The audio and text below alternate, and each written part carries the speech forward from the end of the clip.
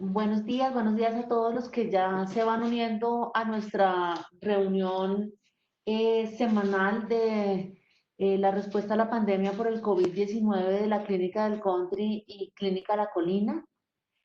Para el día de hoy tenemos una invitada, la doctora Laura María Ardila Pedraza, psico-oncóloga, forma parte de todo el grupo de apoyo psicológico que se estableció frente a la pandemia para las dos clínicas. Bueno, perfecto. Muy buenos días a todos. Digamos que hoy el tema para el que me invitaron a hablar, pues este es un espacio cortico, pero creo que sí es muy importante. Vamos a hablar sobre el duelo en el personal de la salud. Digamos que por estos días, pues hemos visto la mortalidad, digamos, por el virus. De pronto habrá más personas que van a fallecer, pero también otras lo harán por el curso natural de la vida. Digamos, y como todos lo hemos percibido, esta dimensión social de nuestras despedidas se ha visto como en varios aspectos eliminada porque pues no podemos llevar a cabo con normalidad los actos alrededor de las despedidas. Esperen, porque no me está cambiando esto.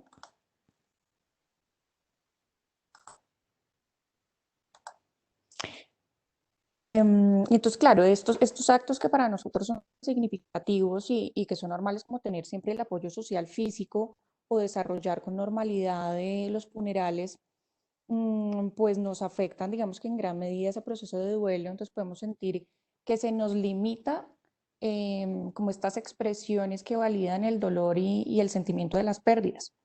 Sin embargo, hoy les voy a mencionar algunas estrategias que nos pueden ayudar a sobrellevar esto como de la mejor manera, si estamos en el rol de personal de la salud o si en ese momento, digamos, somos nosotros los familiares o el amigo de esa persona que puede fallecer.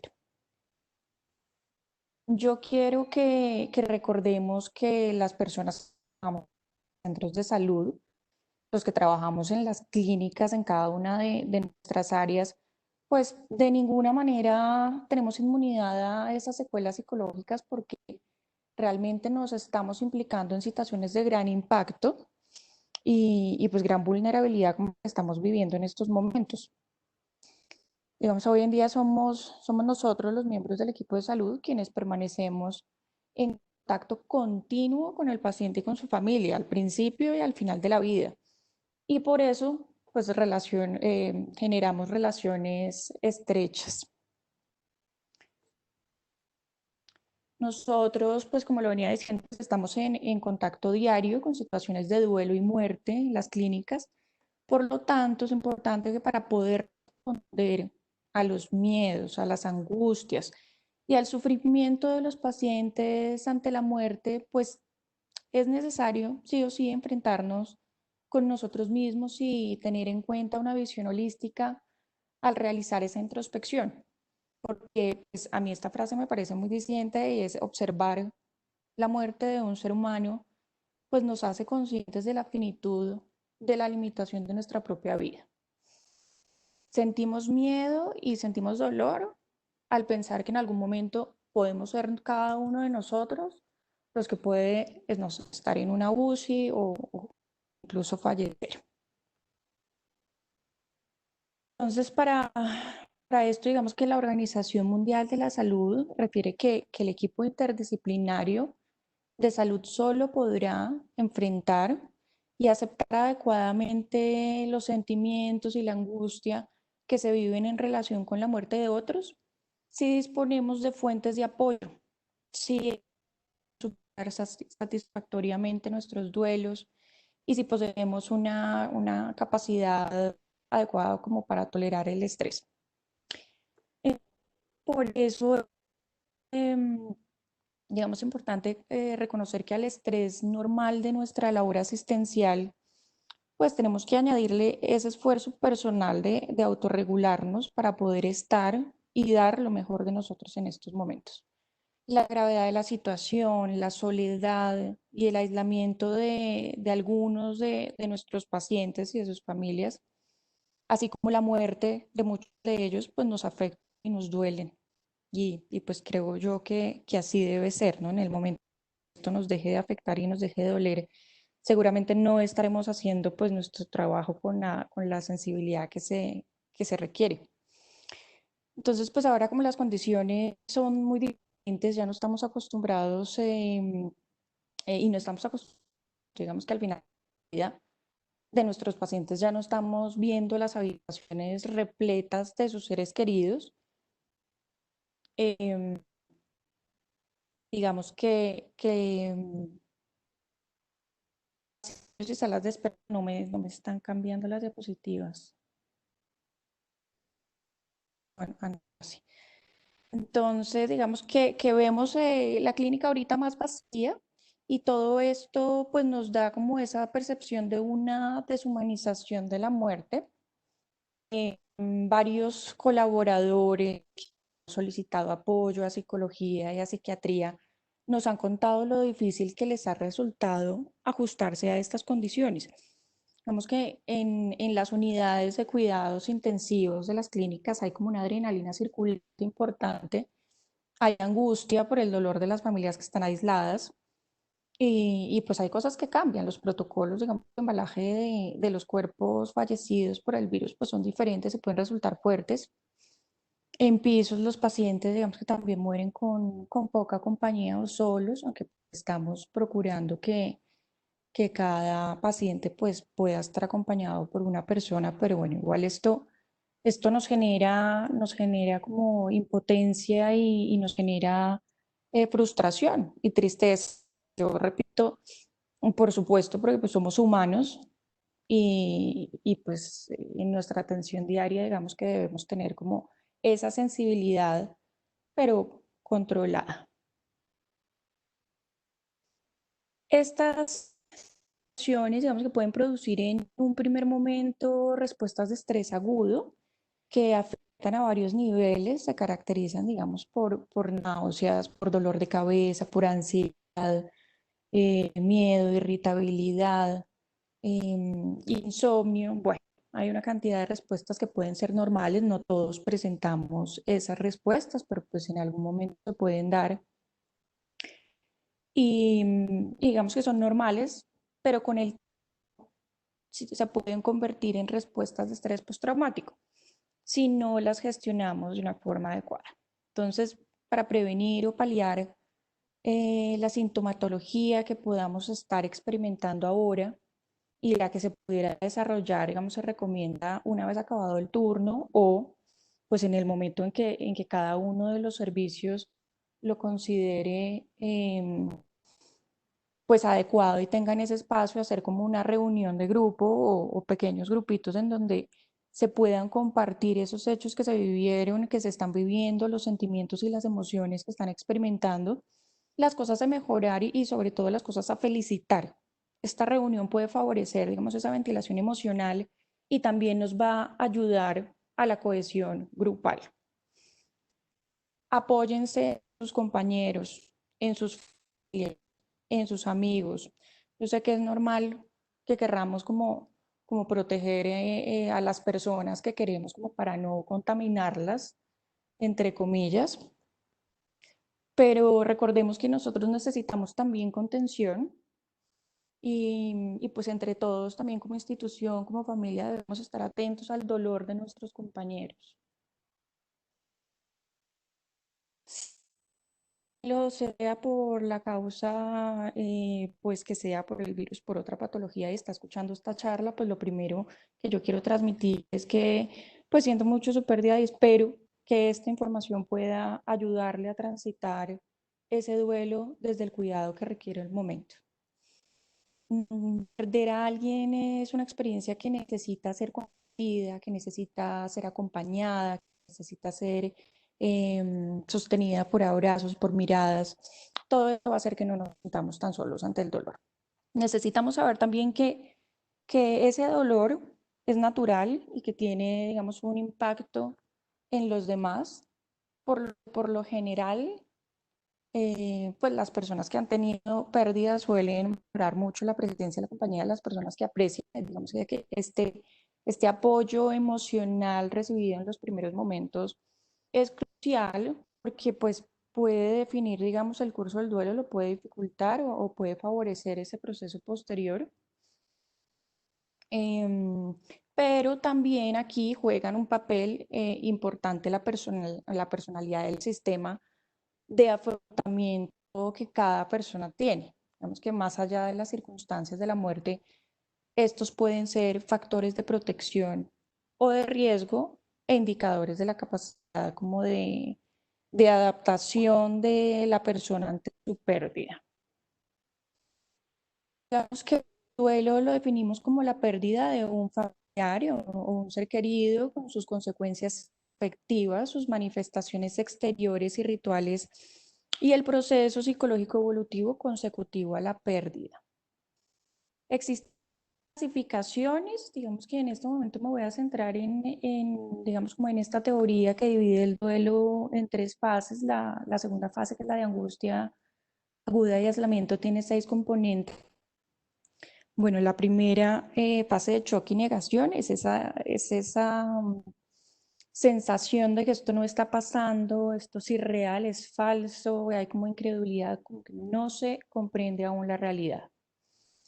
Esta segunda fase de angustia y aislamiento, pues tiene 6 componentes. Yo creo que alcanzo por el tiempo y se los voy a comentar. Digamos que hay un sufrimiento somático agudo que se da como en una especie de olas con una duración entre 20 minutos y 1 hora. Eh, Puede manifestar como ahogo, como debilidad, como con cefalea. Esto suele darse, digamos, cuando la persona recibe visitas de allegados o llamadas.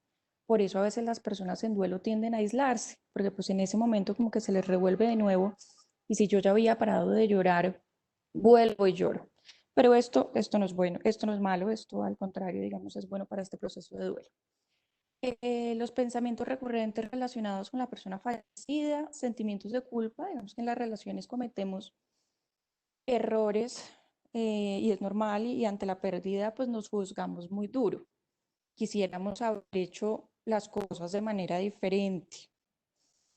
Angustia y enfado contra el médico, contra nosotros mismos, contra la persona fallecida, bueno, contra el mundo. Puede haber una dificultad para descansar y una identificación con el fallecido, que consiste como en la adopción de comportamientos y actitudes.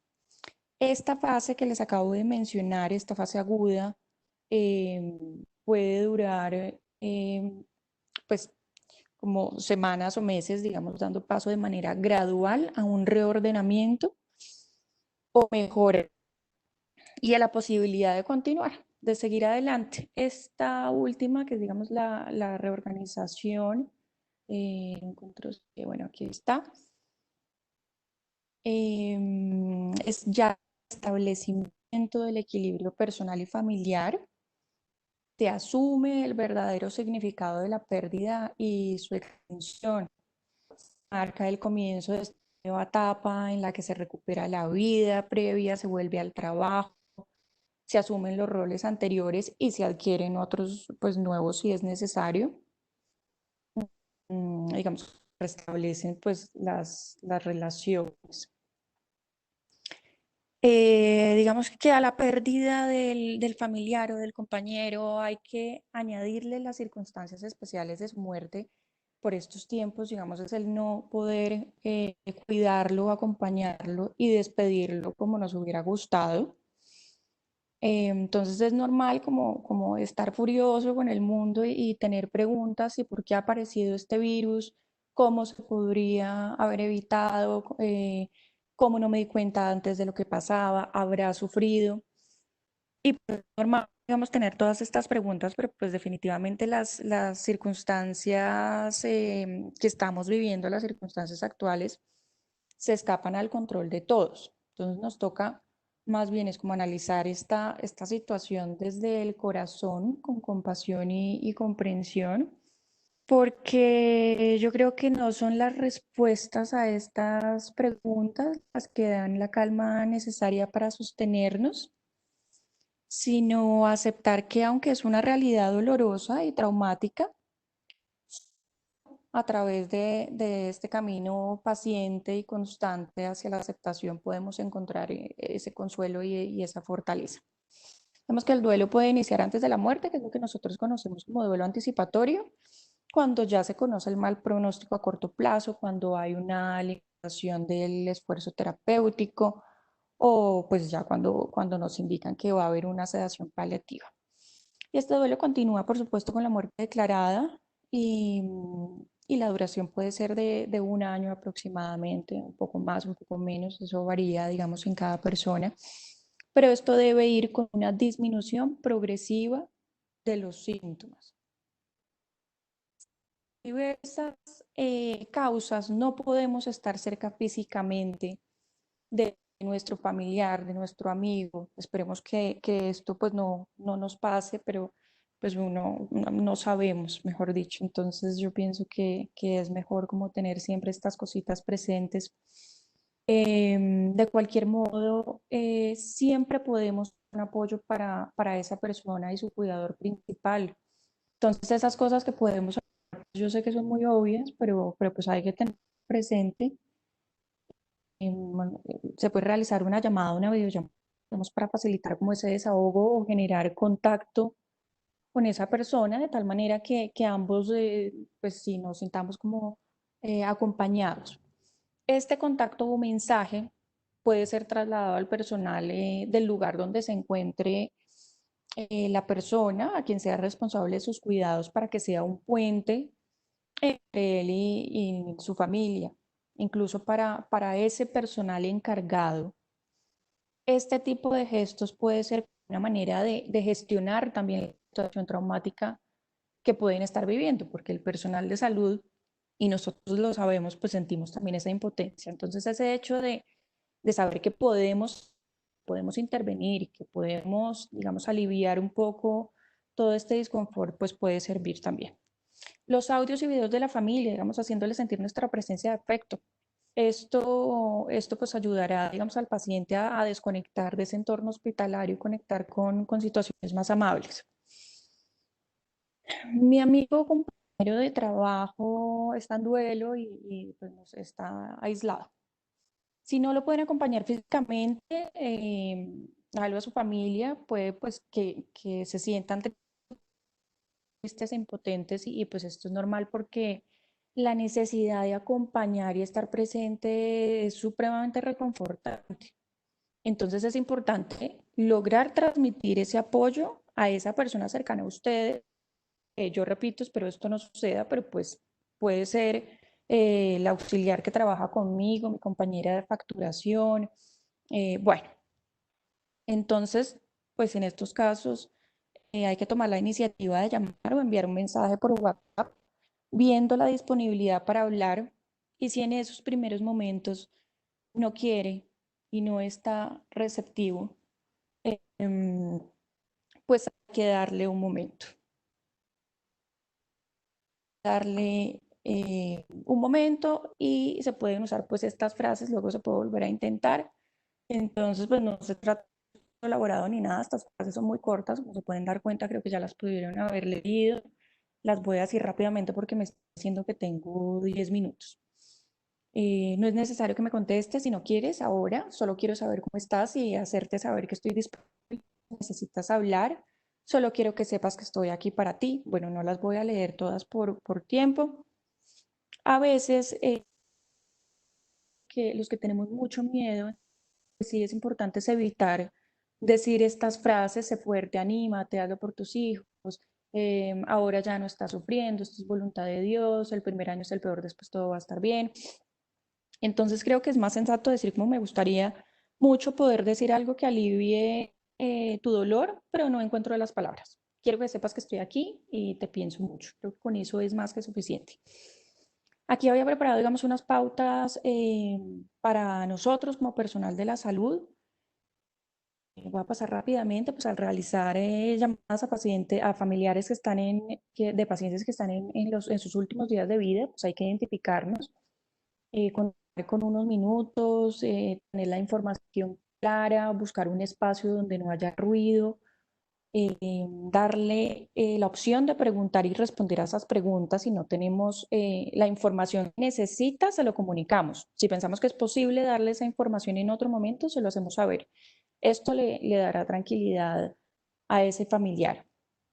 La información básica, pues el estado del paciente, hay que comentarle sobre esa evolución, sobre la sedación, posible sedación, manejo paliativo, pronóstico, explicar cómo se puede ver al paciente según las condiciones, eh, porque, digamos, se están haciendo videollamadas y se están haciendo como este puente que yo les menciono que es tan importante hacer. Mm, bueno, voy a pasar rápido para dar al paciente, digamos, si su condición actual lo permite, informar sobre, sobre su, sobre su condición, contarle que sus familiares están cerca, están preocupados y pues darle la opción también de preguntar y expresar.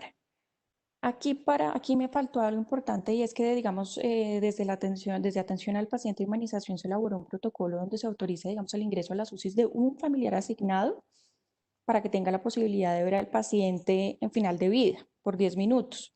O sea, aquí habría que explicarle muy bien, digamos, a ese familiar cómo va a ser el ingreso y qué se va a encontrar, cómo está el paciente, que está pronado, está intubado.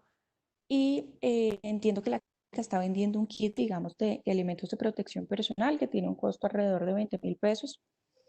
Entonces, esto todo hay que facilitarlo.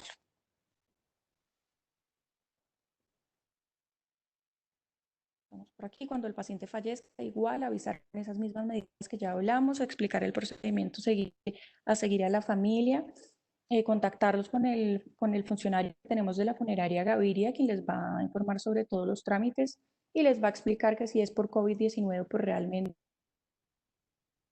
permitido, digamos, la velación en funeraria, pero bueno, no tenemos muchísimo tiempo. Aquí, bueno, entonces les cuento, las funerarias reciben aproximadamente 7 personas y no es COVID.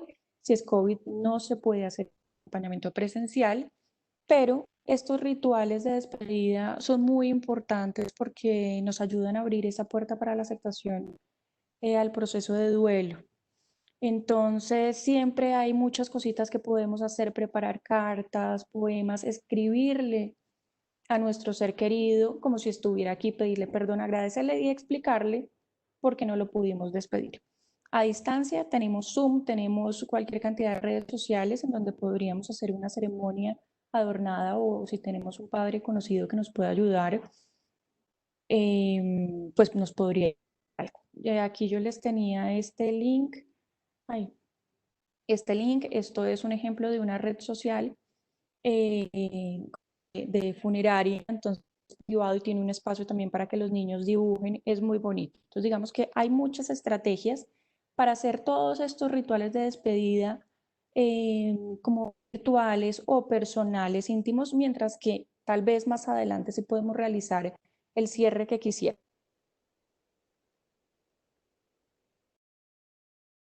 Es importante incluir a los niños, a las personas mayores, a las personas con discapacidad y explicarles qué es lo que está sucediendo. De acuerdo, digamos, de comprensión, buscar la manera más adecuada, pero involucrar a toda la familia. Pues nada, finalmente quiero darle las gracias. Tenía unas recomendaciones generales como ya de autocuidado y de esto, pero de pronto en un momento más adelante lo podríamos hacer. Entonces les doy las gracias por la atención, pero sobre todo por su implicación diaria, digamos, en estos tiempos tan difíciles.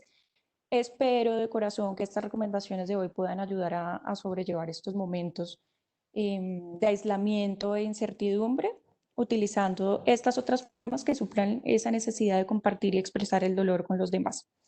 Y que al mismo tiempo nos permitan hacer mejor nuestro trabajo y honrar la memoria de nuestros seres queridos fallecidos. Y listo, muchas gracias.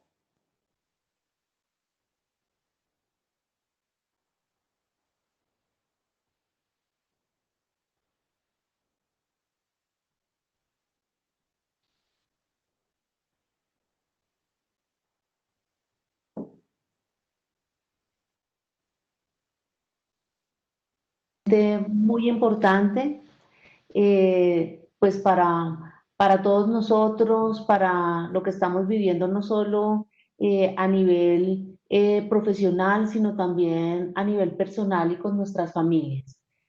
Muchísimas gracias. El próximo jueves seguiremos también con una de las personas del grupo de apoyo emocional. Y ya para finalizar nuestra sesión del día de hoy, vamos a hablar un poquito sobre cómo vamos en las clínicas. Aquí tenemos pues básicamente uno de los lemas de Organización Mundial de la Salud, y es el personal sanitario seguro, pacientes seguros. Ustedes dirán que todas las semanas insistimos en todos nuestros temas de autocuidado, pero definitivamente son muy importantes. Solo para que recordemos el escenario, en el mundo llevamos casi 17 millones de casos confirmados de infección por COVID-19 y en nuestro país 276.000, con 9.454 fallecimientos y para el día de ayer 380 fallecimientos. Les quise traer las dos tablas de abajo corresponden a Bogotá y les quise traer cómo está la distribución de los casos confirmados por edad en Bogotá y como vemos, el mayor número está concentrado entre los 20 y 60 años, pero siendo el mayor número entre los 20 y 40 años. ¿Y por qué quise hacer este énfasis el día de hoy? Porque ya vamos a volver a hablar un poquito nuevamente del autocuidado. Veíamos cómo Gloria hace una semana nos hizo todo un énfasis en el autocuidado para el personal de las dos instituciones, tanto a nivel de los sitios de trabajo como fuera de ellos. Y desafortunadamente esta semana hemos tenido nuevamente múltiples reportes sobre incumplimientos en los diferentes protocolos de bioseguridad, en especial en las rutas. Entonces, tal vez al comienzo de la pandemia lo que nos mostraban las cifras, en especial las cifras europeas, con los casos en Italia y en España, era ese número tan grande de morbilidad y mortalidad en los mayores de 70 y los mayores de 80 años, pero cuando nosotros nos concentramos en los datos que tenemos a este momento en nuestro país y específicamente en Bogotá, vemos como una población mucho más joven, es decir, la población que en edad productiva o trabajadora es la que más se está enfermando. Entonces, nuevamente les hacemos esa gran invitación al autocuidado. La tabla que tenemos a nuestra derecha corresponde al porcentaje de ocupación en unidades de cuidado intensivo en Bogotá. El 1 de abril teníamos 935 camas en la ciudad, pero ayer el corte en la noche teníamos ya 1.503 camas en la ciudad y de ellas 1.358 ocupadas. Es decir, el porcentaje de ocupación también va cambiando de una forma relativa, como también han ido aumentando el número de camas. Ayer cerramos con una ocupación del 90.4%. Entonces, seguimos con un número de casos en aumento en el país y en la ciudad. Bogotá es la ciudad con el mayor número de casos en Colombia. Y definitivamente nosotros también tenemos ese componente de responsabilidad del autocuidado. Cuando nos centramos en el personal de salud en Colombia, el boletín más reciente es justo del día de ayer, fecha de corte el 29 de julio, con 4.493 casos, 40 fallecimientos de personal de instituciones de salud, y cuando lo volvemos Bogotá, de esos 4.493, 3.213 son en nuestra ciudad, con 9 fallecimientos y una edad promedio de 35 años. A la derecha quise mostrarles la fuente de contagio, porque es que esta fuente de contagio es lo que definitivamente nos demuestra que estamos en esa fase de mitigación de la pandemia, y es que si ustedes ven en el azul más clarito, se llama en estudio.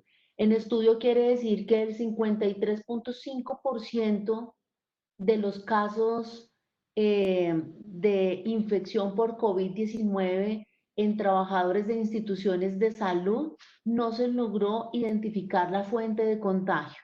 Y eso es estar en una fase de pandemia, de mitigación en una pandemia, perdón. Y significa que más del 10% de los casos no podemos establecer su fuente de contagio porque el virus o ese agente infeccioso tiene libre circulación, en este caso, pues en la ciudad, en el país y en el mundo. Y es lo que hace que definitivamente estemos frente a la pandemia, que es un evento que nos sobrepasa y que por eso tenemos que hacer toda esta cantidad de nuevas estrategias para intentar controlarlo. Entonces, miren cómo de 3.213 casos, más de la mitad quedaron catalogados como en estudio, el 33% asociado a la prestación de su trabajo en las instituciones de salud, 7.4% no asociados, y los importados pues cada vez van a ser definitivamente menos. Y les quise traer de la página del Instituto Nacional de Salud esta frase de su directora, y es: si cada colombiano no toma en serio las medidas, habrá más contagiados y más muertes. Y es algo con lo que hemos sido muy reiterativos, y hoy lo quise traer de las palabras de la directora del Instituto Nacional de Salud, porque a veces nos sucede como en las casas, es que como que no escuchamos siempre a quien tenemos al lado, y a veces necesitamos un tercero. Yo quise traer esta frase para que a través de ella insistamos en el autocuidado, como trabajador de una institución de salud, pero también como padres, madres, hermanos, hijos, tíos, como esposos, esposas, amigos, como todos los roles que tenemos día a día. Necesitamos trabajarle muy fuerte al autocuidado como una de las estrategias de verdad poder controlar un poco la tasa de contagio que tenemos en este momento. Y entonces, continuando con el autocuidado, ¿cómo lo debo hacer? Recordemos que se resume en esta diapositiva. El lavado de manos, no solo en los 5 momentos del contacto con el paciente, sino luego del contacto con cualquier superficie, en el bus, en el cajero, en la mesa del comedor, con cualquier superficie. El distanciamiento físico, idealmente 2 metros de distancia, al menos 1 metro, y siempre con protección ocular y mascarilla facial, y ninguna persona enferma debe estar trabajando. Así que todos podemos ayudar a que podamos cumplir con nuestras medidas de autocuidado. ¿Qué significa el contacto estrecho? ¿Qué es lo que nos implica mayor riesgo de contagio? Estar más de 15 minutos a menos de 2 metros de distancia sin mascarilla facial con una persona confirmada por infección por el COVID-19. Y entonces hoy hago el paréntesis en la ruta, que es donde más problemas hemos tenido toda esta semana, o más avisos de incumplimiento al distanciamiento físico. Y es que solo puede haber una persona por cada 2 sillas en la ruta. El segundo incumplimiento ha sido el uso, con respecto al uso de la mascarilla facial, ya sea o que no la portemos o consumir alimentos dentro de la ruta, que implica lo mismo, el tener que retirársela. Entonces, recordemos ese riesgo de contagio.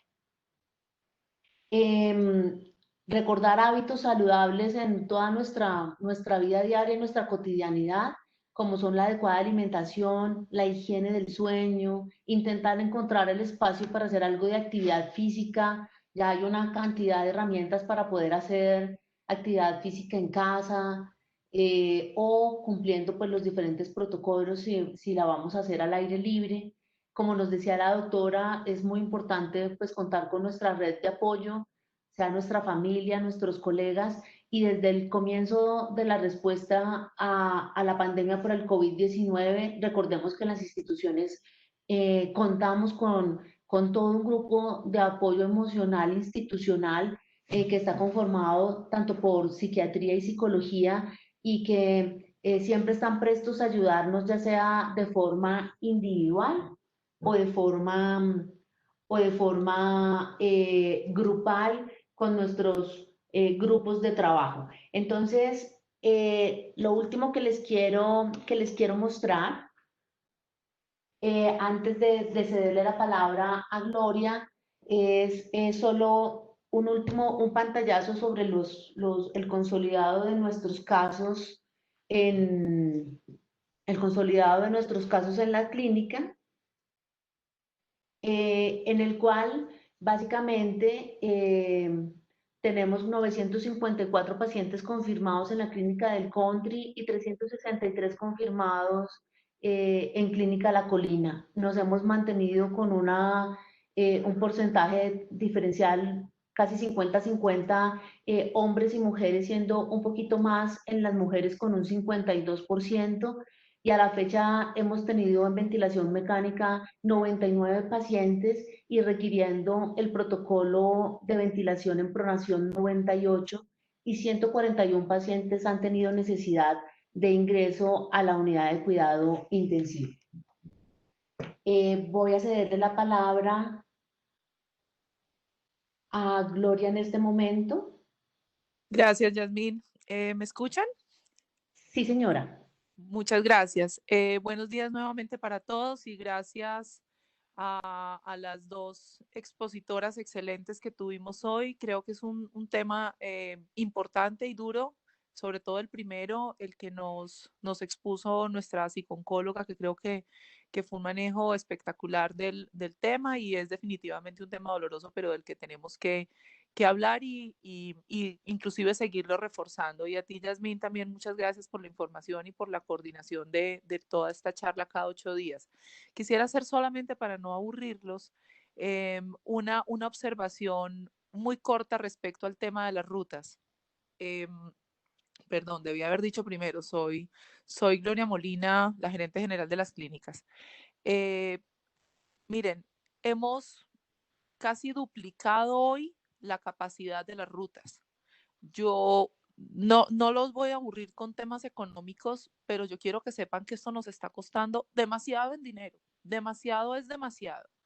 Y cada vez que me dicen hay que poner una ruta más, hay que poner un bus más, mire, la gente sí lo está usando, pero el distanciamiento, miren, jamás hemos ni siquiera cuestionado este tema. Pero de verdad que es que está costando demasiado dinero. Y yo quiero ser muy clara en este tema y digamos que las rutas son para darles el buen uso. Entonces vamos a ser muy insistentes y gracias, Yasmín, por hacer el énfasis en que sobre todo en las rutas hemos tenido esas dificultades porque la verdad les digo, miren, es inconcebible que estemos pagando la cantidad enorme de dinero que estamos pagando para eso y que haya de pronto algunos de ustedes que no lo usen bien. Entonces yo quiero reforzar el tema de que no es que no contemos, es que contemos lo que está pasando. Porque si no, pues imagínense, vamos a terminar, si vamos a tener contagios en las rutas o no le vamos a dar el uso que es y vamos a comportarnos, digamos, con la responsabilidad que eso implica, pues entonces, ¿para qué rutas? Si vamos a tener que terminar cortándolas, si yo no quisiera hacer eso, todavía tenemos un mes más, según el presidente y seguramente la alcaldesa nos lo va a seguir prorrogando, pero pues entiéndame que yo también, digamos que no podría seguir autorizando un tema en el cual al contrario, por mal uso de algunos, porque estoy segura que la gran mayoría, y en eso quiero felicitarnos y darles las gracias, han hecho un buen uso. Entonces, por favor, nos va a tocar seguir con lo mismo que les dije hace 8 días y quiero agradecerles a las personas que notificaron, digamos, a sus compañeros que de pronto no se comportaron de la manera correcta, pero por favor, esto es en serio. Entonces, ayúdennos a seguir, digamos, denunciando, si me perdonan la expresión, a quien no lo esté haciendo. Nos tocó recurrir a esto lamentablemente, pero más que eso, démosles el uso que es para poderlo seguir sosteniendo. Gracias, Yasmín. Existentes, pero creo que debemos hacerlo en todo el tema de autocuidado. Las instituciones, las clínicas nos han brindado todo este tiempo y siempre lo han hecho, todos los elementos que necesitamos para nuestra protección personal, pero esto es una corresponsabilidad y dentro de esa corresponsabilidad nosotros también debemos hacer absolutamente consciente nuestro autocuidado y darle el mejor uso posible a todos nuestros recursos disponibles, como pues, lo son las rutas, los elementos de protección personal, los espacios que se han acondicionado de bienestar.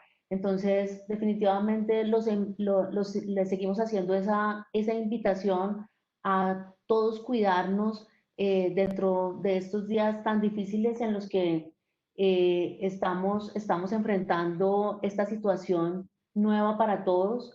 Quise traerles una frase de Horacio, un poeta, 65 años, 65 antes de Cristo, eh, que encontré: en la adversidad despertamos cualidades que en la comodidad hubieran permanecido dormidas, y ahorita estamos pues enfrentados a este gran reto en el cual van a seguir surgiendo muchísimas cosas especiales y maravillosas de todos nosotros y de todos los procesos en las clínicas.